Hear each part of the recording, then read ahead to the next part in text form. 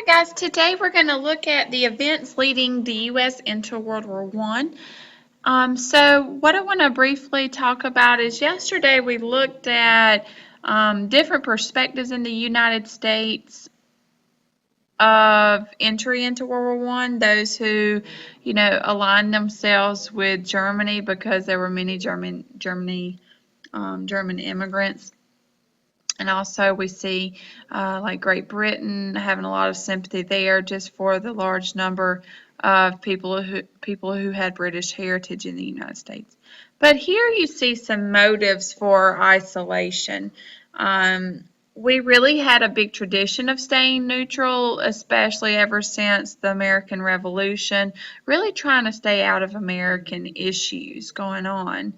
And also just the toll that it would take on our economy to fund a war, although we can look back and see many times how war often helped economies out. But it would take a lot of manpower to fight a war. And then we have, is war for our country?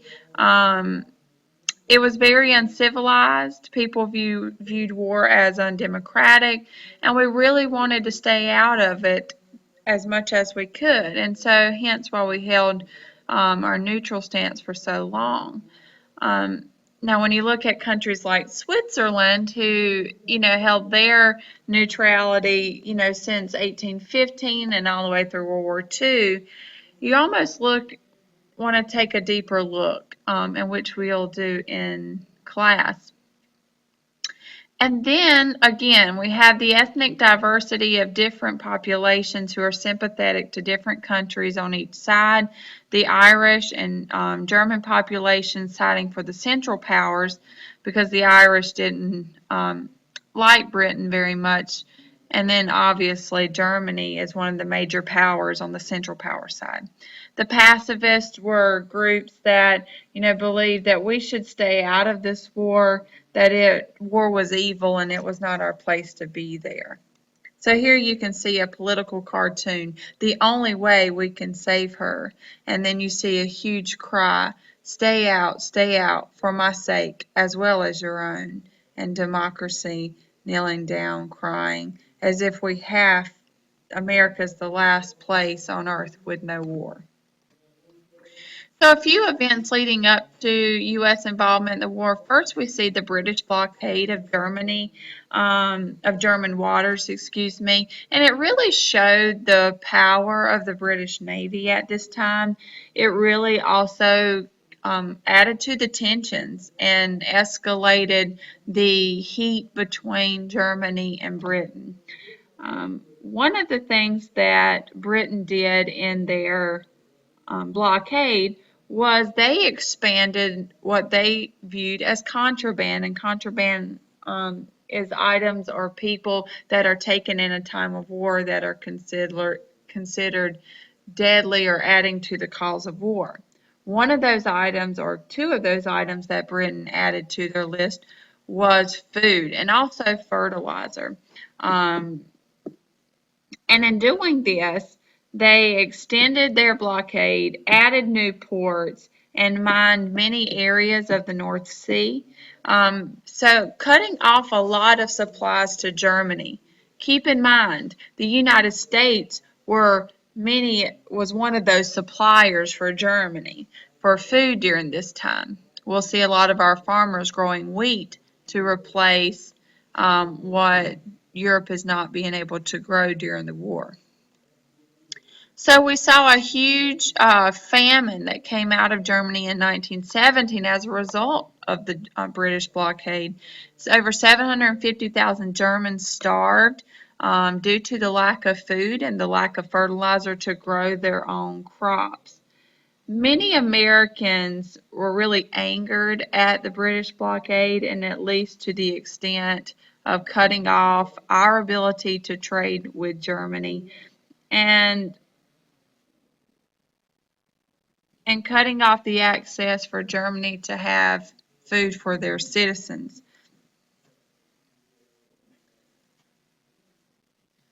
So in response, Germany is going to be very upset. they want the British blockade to be um, lifted, and so ultimately they're going to use one of the major powers they have to retaliate. We can look here. Reason cause one for entering the war is our ability in heavy trade with the Allies. So many of our ships were not making it into Germany, and so you can look here at the chart in the progression of years. These are the countries that the United States traded with and sent goods to. And so the UK had always been one of the top traders and trading partners. Also, Germany, you can see it continue to rise up until 1915 when we see the blockade fall into place by 1917. Austria-Hungary completely goes off the chart, and we also see that Germany will go completely off the chart due to the blockades. So how does Germany retaliate? They go under unrestricted submarine warfare. And one of the biggest tragedies in submarine warfare was the British passenger liner we call the Lusitania. A little bit of information here about Germany. They counterblocked Britain by using their U-boats, and U-boats stands for the German word Unterseeboot. It's equaling a submarine, basically. And Germany had one of the biggest submarine fleets in the world at this time. But Germany had said any ship that is caught in British waters is going to be sunk. They are having to take out these British liners that are causing their boats to not meet their ports. The Lusitania, again, was one of the biggest disasters and examples. It was a British passenger liner. Although there was believed to be ammunition in the lower portions of the ship, thousands were killed, and of those thousands, 128 were Americans. Um, Again, Germany had warned any ship found in British waters would be sunk, and especially those carrying wartime goods. And in result, because Germany attacked the passenger liner, most of the American public became outraged. And we saw a turn from supporting Germany and the Central Powers among the American people to supporting the Allies. But in the sense of the U.S. government, U.S. economy, U.S. businessmen, we always tended to side with the Allies because they were a bigger trading partner than the Central Powers. In response, many thought that Wilson would jump up, take action, at least those who were avid for war. Wilson strayed away from that. He didn't take military action right away. One of the things that Wilson did do, however, he warned that he would break diplomatic relations with Germany if they did not cease to use submarine warfare attacking British or any passenger liner with innocent people on it. Submarine warfare continued, but Wilson was walking on a very tight rope. He could not, Germany asked if he could persuade Britain to lift the blockade on food and fertilizers so they could grow crops, that Germany would consider renewing its unrestricted submarine warfare and back off of these passenger liners. However, they would not back off of any ships bringing in war supplies. Wilson's attention was elsewhere. He was campaigning for re-election in the election of 1916. He campaigned on the slogan, "He kept us out of war." And his Republican opponent, Evan Hughes, actually it was a very close race. It was, there was the belief that we need to take action, but not through war, but diplomatically.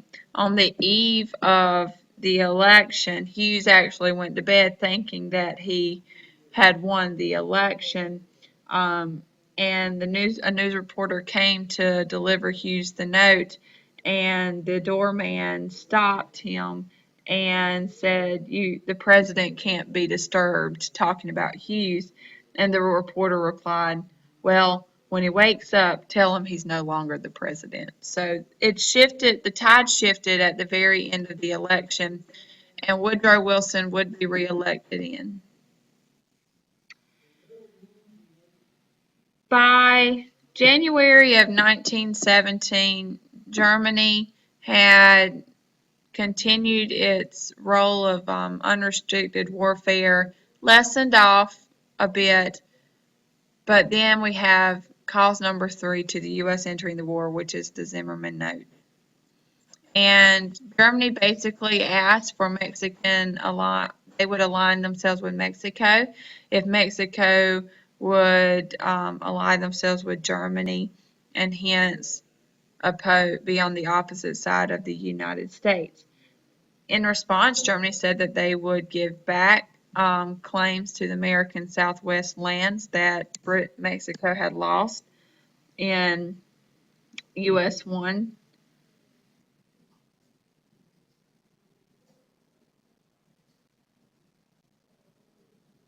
And in response to the Zimmerman telegram, we have a push for Wilson's idea of we need to enter this war to make the world safe for democracy. So here you can see an excerpt from Wilson from 1917, that there can be no assured security for the democratic governments of the world. We are now about to accept a gauge of battle with this natural foe to liberty. We are glad, now that we see that the facts with no veil of false pretense about them, to fight thus for the ultimate peace of the world and for the liberation of its people, the German peoples included, for the rights of nations great and small, and the privilege of men wherever to choose their way of life and of obedience. The world must be made safe for democracy. Its peace must be planted upon the tested foundations of political liberty.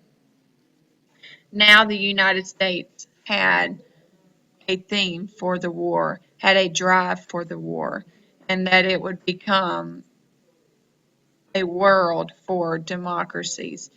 In March of 1917, the Russian monarchy was overthrown and was replaced by a representative government, and now it gave supporters of the war in the United States a claim that we will fight for a war of democracies against brutal governments and monarchies.